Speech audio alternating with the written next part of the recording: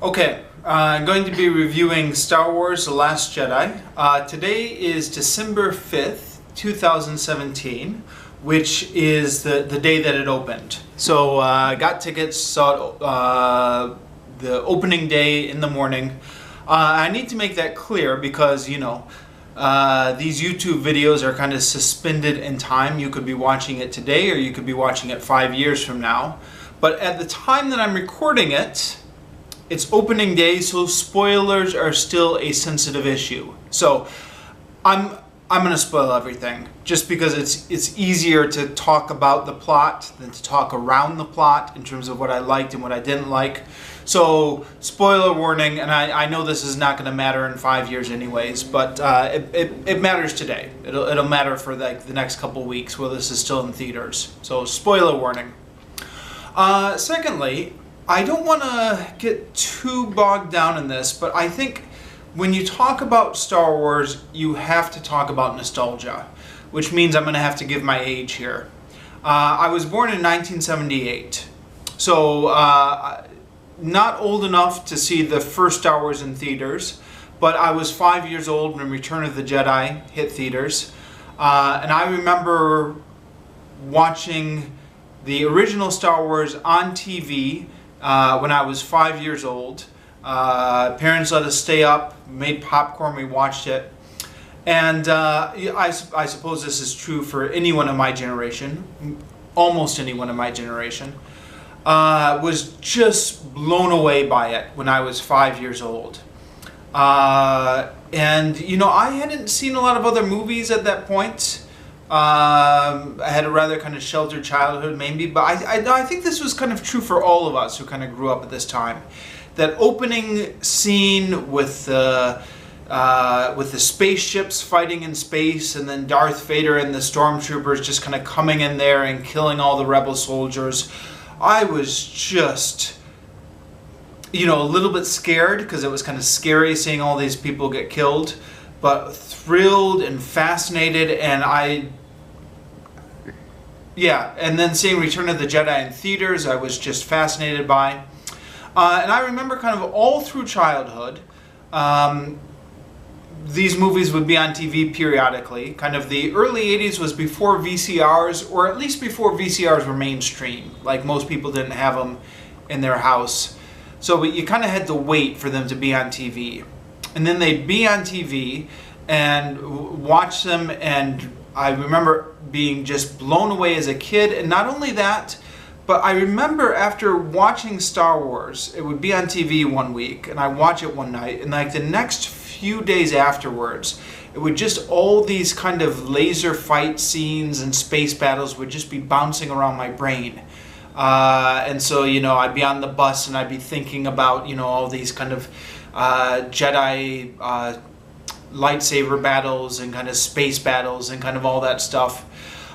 So this stuff has kind of a very strong nostalgic pull on me, as it does for most people my age. And it's a bit strange, or a bit kind of, it's got a distinctive nostalgic pull on me. And what I mean is, I'm nostalgic for a lot of things. Like, you know, when I watch Disney cartoons, I kind of am nostalgic for my childhood. I'm like, oh yeah, I remember watching that when I was 5, and you know, you got kind of that warm, fuzzy feeling. But like, it's a feeling of remembrance, but like you don't, when you're watching these old Disney cartoons, it's a different feeling. There's some kind of, I don't know what it is. I guess maybe the fact that it's kind of timeless enough. When I watch the Star Wars films, it's not just kind of a pleasant, warm feeling from childhood. It's kind of like a thrilling feeling. Like I get really excited in the space battles and the sound effects. And I remember just kind of how thrilled I was about these movies as I was a child. So it's not simply nostalgia, or it's a kind of nostalgia where it's not just simply a fond memory, but you kind of get back into the original thrill of it. And again, if the internet is any indication, there are tons of guys my age and older and younger who kind of feel this way. Just kind of anyone who grew up with Star Wars. So I'm going to admit right off the bat that when it comes to Star Wars movies, I tend to be very generous in my praise because the nostalgia factor kicks in, and the movies can kind of play up on kind of this already built-in connection that I have. Kind of the emotional payoffs in this movie and the drama kind of tend to hit a deeper note because of that nostalgia. The space battles kind of seem that much more thrilling because I remember how thrilling these were as a kid. In fact, even, I'm going to get into the plot a little bit, but even this movie, when I was watching some of the rebel pilots get blown up, I was almost, I remember as a kid kind of how, like, worried I was when some of the rebel pilots would get blown up when I was watching this when I was 5. That kind of flashback feeling. So yeah, I've got a built-in emotional connection, and that causes me to be overly generous of my appraisal. That being said, I'm not going to make apologies for it. I think kind of nostalgia gets a bad name nowadays. Like, people say, oh, it's only nostalgia. But like, when you think about it, I mean, like, unless you're watching, like, the history of Albert Einstein or something like that, kind of all movies are built in, that they're aimed to target your primitive emotions. Kind of whether it's an action movie or a love story or something with, sex appeal, or you got slapstick comedy or something like that.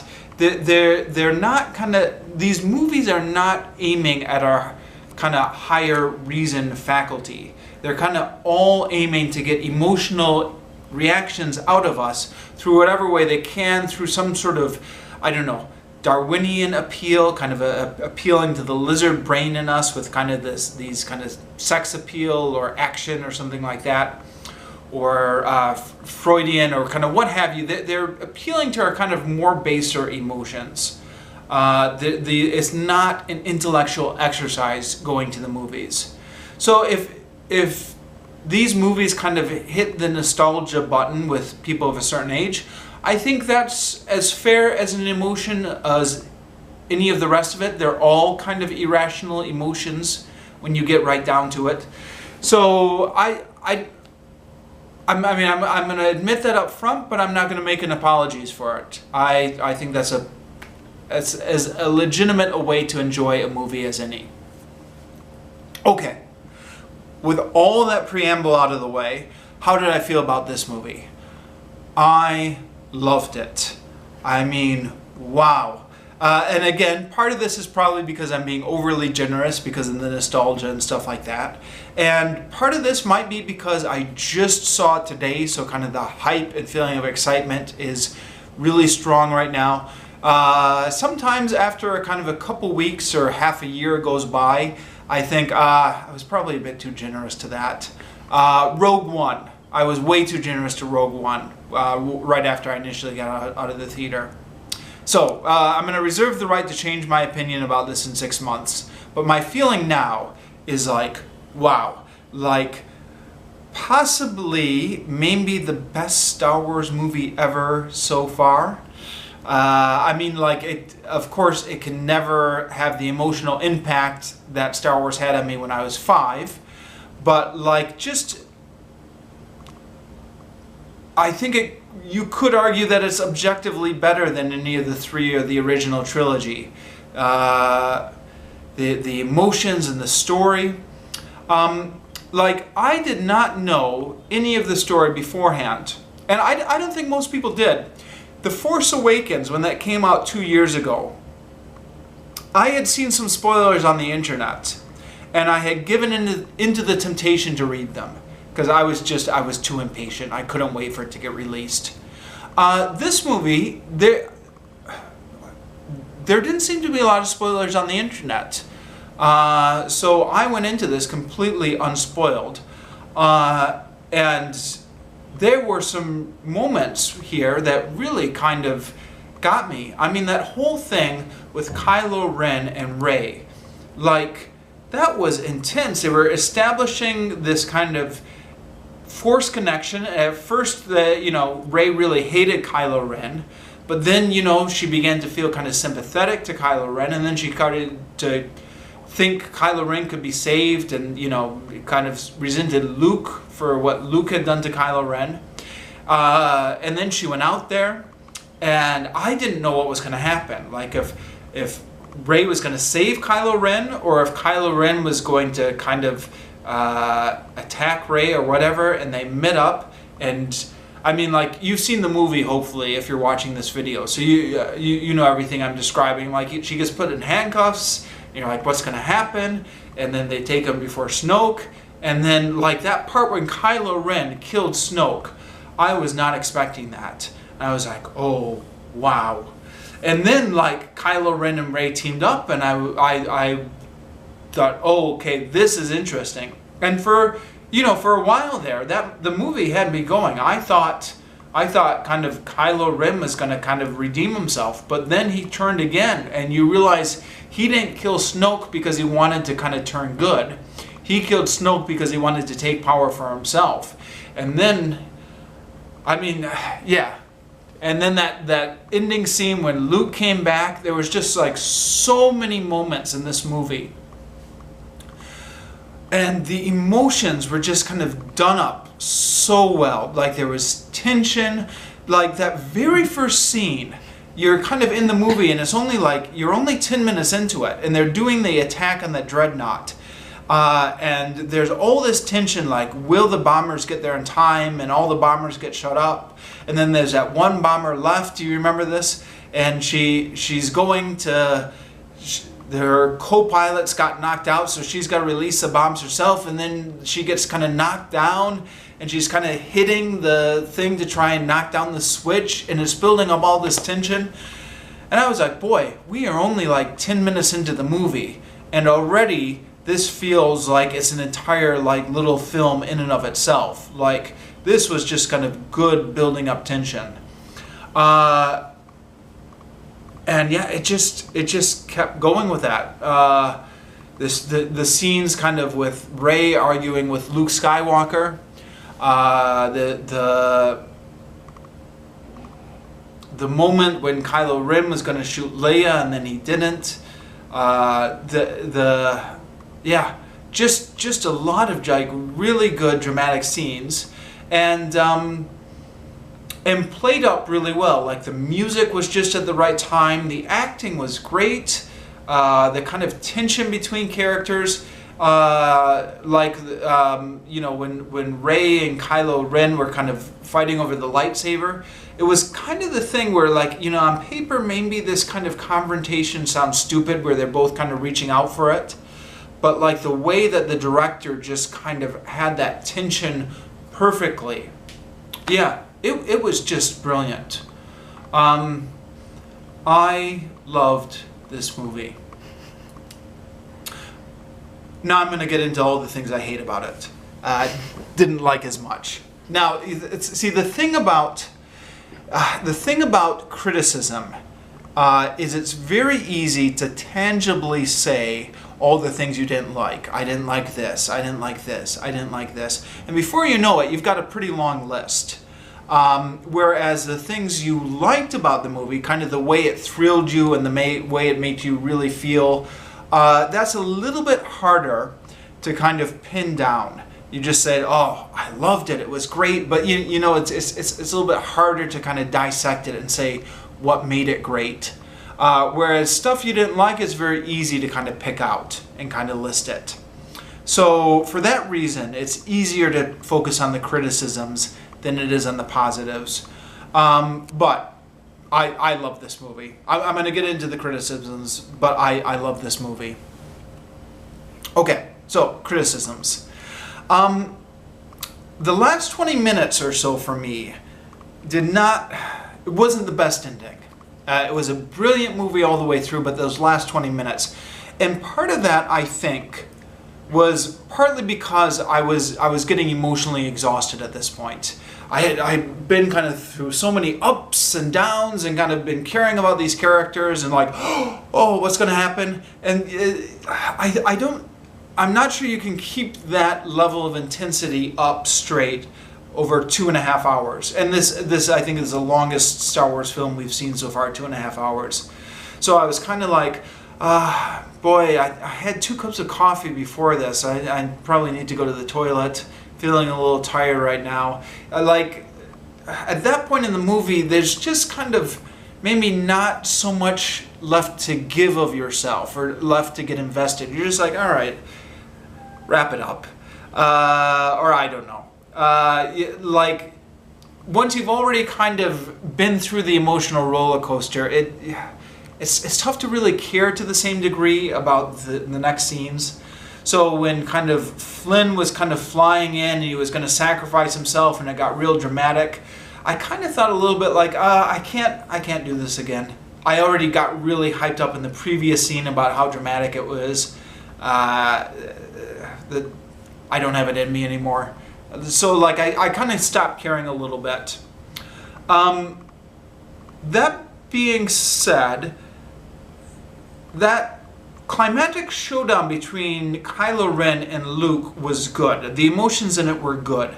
I think I was expecting, and a lot of people were expecting, that when Luke Skywalker finally comes back and he gets the lightsaber again, we are going to see like the fight to end all fights.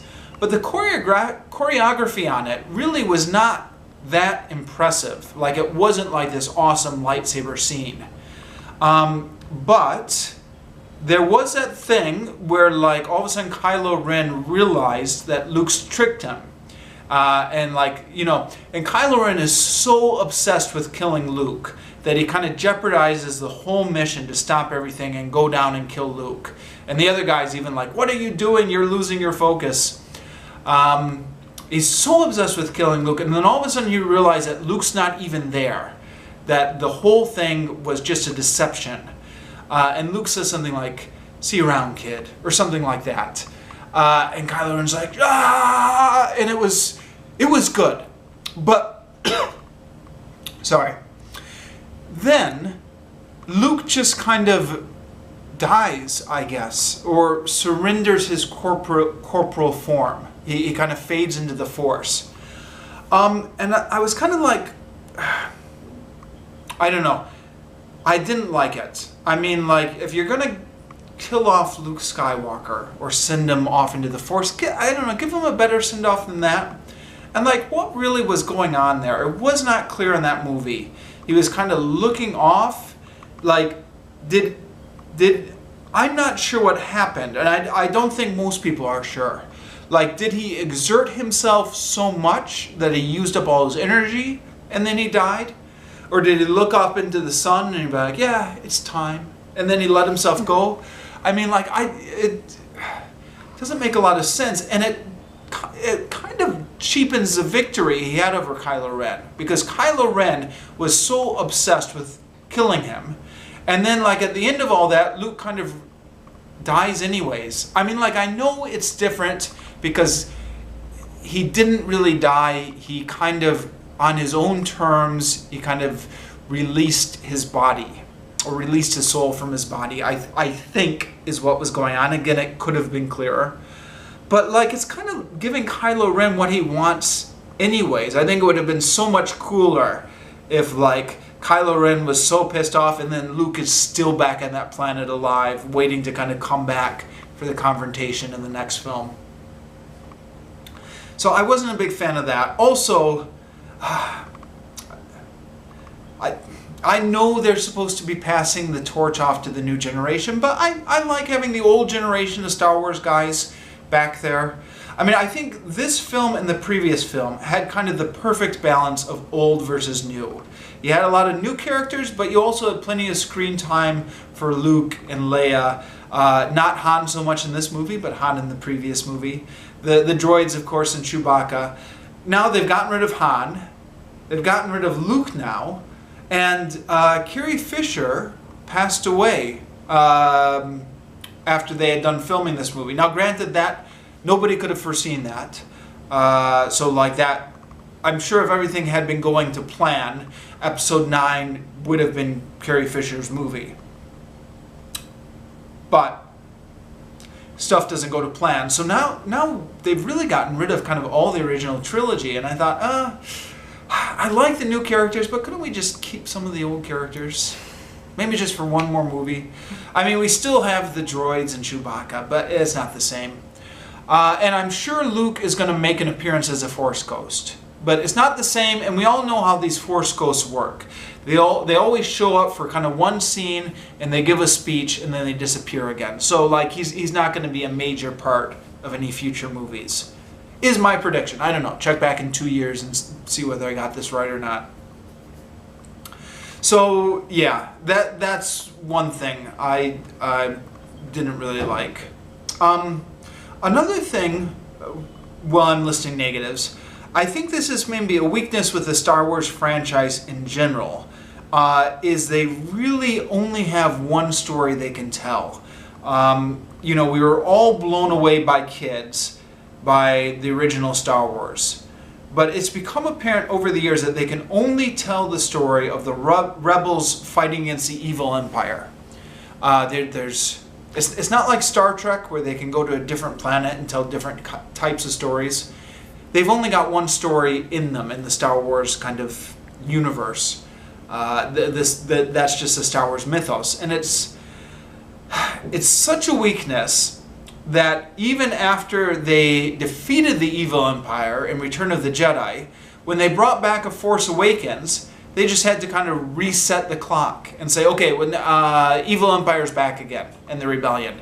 You're like, oh, but we already defeated it, but like now it's back, because like there's no other Star Wars movies, there's no other stories you can tell except the evil empire against the rebellion.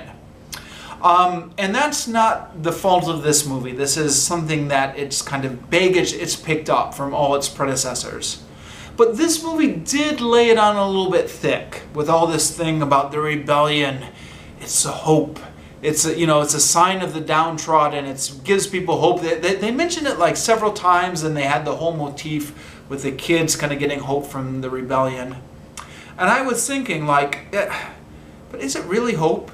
I mean, they already destroyed the evil empire, and it didn't make the galaxy any better. There was just another evil empire.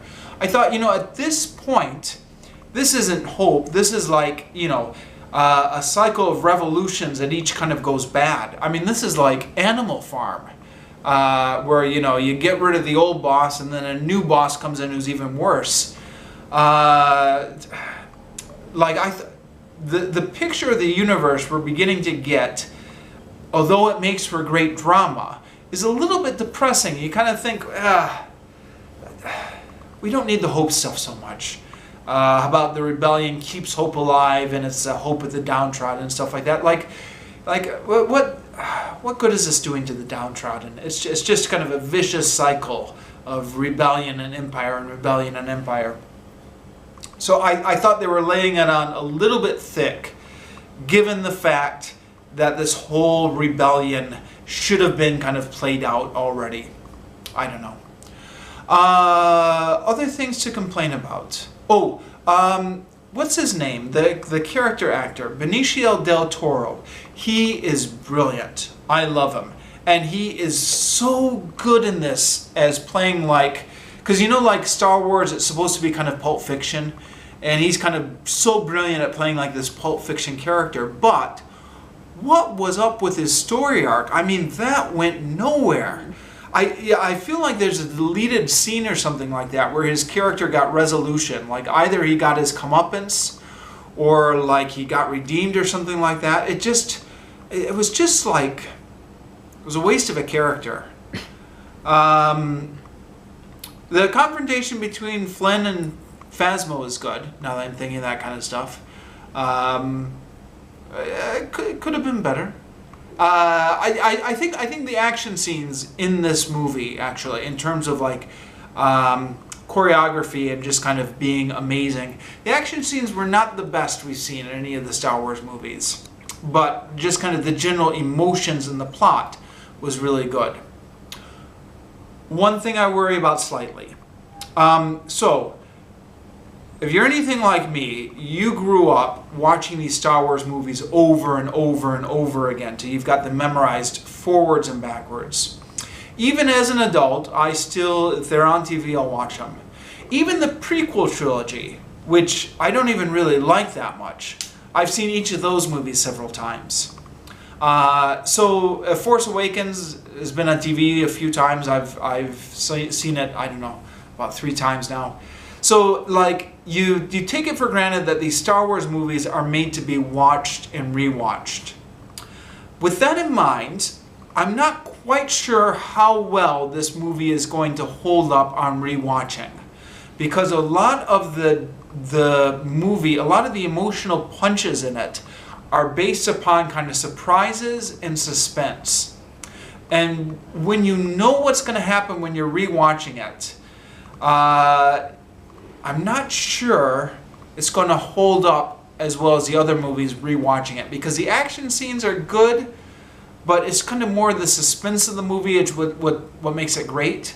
So I don't know. Be interesting to come back to this movie in 10 years' time and kind of reevaluate it and see how it's kind of held up under kind of several repeat viewings. You know, that Poe Dameron, that whole argument with Admiral Holdo about, you know, whether to fight or whether to run and stuff like that, and, you know, what is Leia going to do? Now that we know how that gets resolved and we know Poe Dameron was in the wrong the whole time, how is that kind of long thing going to hold up under repeat viewings? Maybe it's just going to be a bit of a bore, because we're like, all right, I know what's going to happen. I don't know. I just got out of the theater today, so I've only seen it once. I guess we'll kind of put a pin in that and come back and see how that pops up under repeat viewings. What else did I want to complain about? The Force. The Force has always been a big part of the Star Wars mythos from movie 1. So you can't get rid of it now. It's baked in. But that being said, I'm of the opinion that the best parts of Star Wars are not the Force. The Force is just kind of this vague, inconsistent, magical force that does some things and can't do other things, and it depends on the situation, and you never really know what it's going to do.